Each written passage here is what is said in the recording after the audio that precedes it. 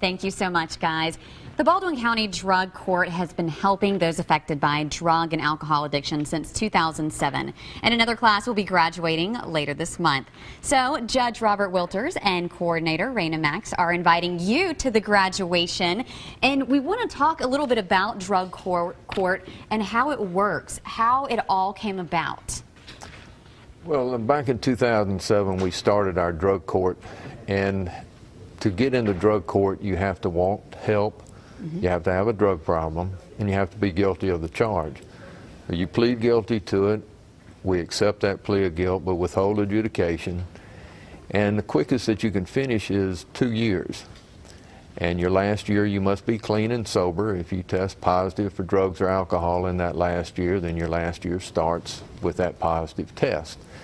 But it's an intensive treatment program that we put them through. We drug test them anywhere from 6 to 12 times a month. They have to come to court every week or every other week, depending on how well they're doing. They meet with a court referral officer every week. And it's intensive treatment and supervision, and it seems to be working for most people who want to change their lives. On average, how many crimes are related to drugs and or alcohol in Baldwin County?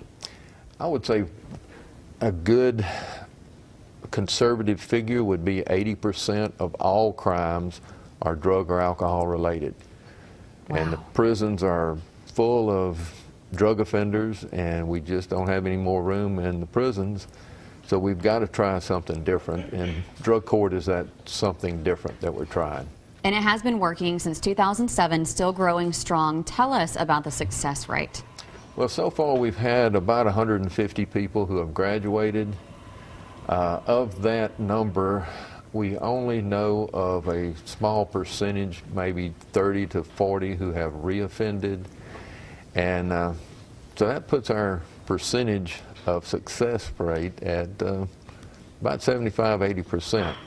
Wow. So we're doing, it's good work. That's great. Now, are offenders allowed to go through the program more than once? Let's say they fall back and have a, for lack of better words, an oopsie moment. Are they allowed to go back into the program? They are, but it depends on their situation, on what happened. Now, we do have a number who are in the program who use while they're in the program. If you get a positive test for drugs or alcohol while you're in, you're sanctioned immediately. I mean, we find out within a day or two that they've had a positive test.